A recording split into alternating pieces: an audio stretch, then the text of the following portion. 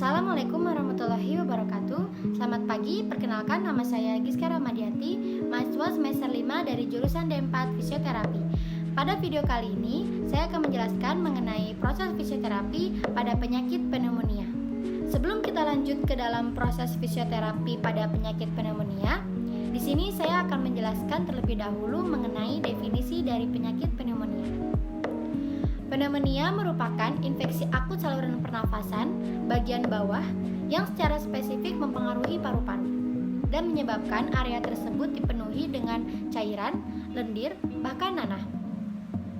Secara umum, pneumonia merupakan penyakit menular yang dapat tersebar melalui udara, seperti batuk, bersin, bahkan melalui darah. Selain penyakit yang menular, pneumonia menjadi penyebab kematian anak terbesar jika dibandingkan penyakit menular lainnya. Selanjutnya, saya akan menjelaskan mengenai penyebab dari penyakit pneumonia. Penyebab pneumonia terbagi menjadi 3 penyebab terbesar. Yang pertama, pneumonia akibat bakteri.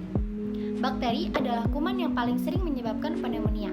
Namun, pneumonia yang disebabkan oleh bakteri biasanya hanya mempengaruhi salah satu bagian di paru-paru saja. Yang kedua, pneumonia akibat virus. Beberapa kelompok virus yang dapat menyebabkan pneumonia adalah respiratory syncytial virus atau RSV, adenovirus, virus influenza, hantavirus, dan coronavirus yang menyebabkan SARS, MERS, dan COVID-19. Yang terakhir yaitu pneumonia akibat jamur.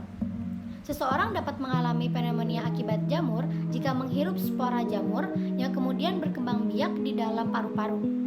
Pneumonia akibat jamur umumnya lebih banyak terjadi pada penderita penyakit kronis atau orang dengan daya tahan tubuh yang lemah. Selanjutnya saya akan menjelaskan mengenai gejala dari penyakit pneumonia.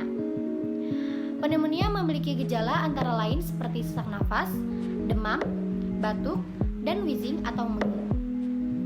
Pada awal penyakit ditandai dengan batuk tidak produktif, tetapi selanjutnya akan mengalami perkembangan menjadi batuk produktif dengan mukus purulent yang berwarna kekuning-kuningan, kehijau-hijauan, dan seringkali berbau busuk.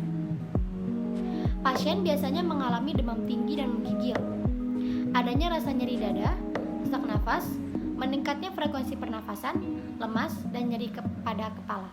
Selanjutnya, saya akan menjelaskan mengenai proses fisioterapi pada penyakit pneumonia.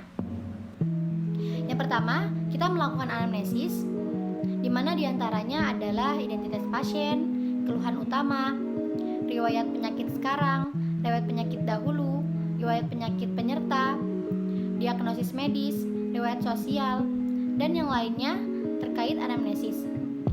Selanjutnya kita juga mengecek vital sign, di mana diantaranya ada tekanan darah, denyut nadi, frekuensi nafas, suhu, bahkan saturasi. Yang kedua, kita melakukan inspeksi, di mana inspeksi itu ada pola pernafasan dan pengembangan toraks. Kemudian kita melakukan auskultasi atau pemeriksaan sputum. Yang terakhir, kita bisa melakukan palpasi dengan uji Fremitus 77. Selanjutnya yaitu intervensi.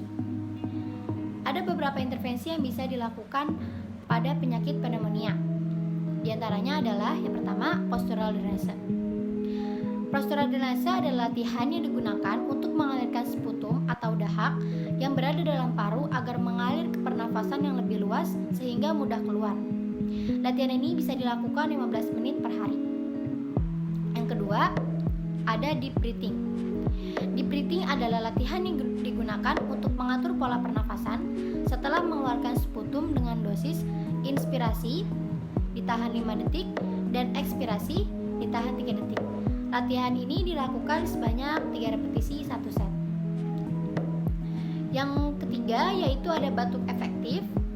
Nah, batuk efektif ini dilakukan setelah kita melakukan deep breathing. Latihan yang digunakan untuk mengeluarkan dahak kembali agar lebih maksimal. Pada awalnya dilakukan breathing exercise, salah satunya tadi deep breathing. Kemudian pasien diminta untuk batuk sekuat-kuatnya sehingga sputum atau dahak bisa keluar maksimal. Latihan ini bisa dilakukan sebanyak 2-3 kali sesuai kebutuhan. Baik, sekian pemaparan saya mengenai proses fisioterapi pada penyakit pneumonia. Apabila ada kesalahan perkataan dan perbuatan, mohon dimaafkan. Terima kasih sudah menonton. Wassalamualaikum warahmatullahi wabarakatuh.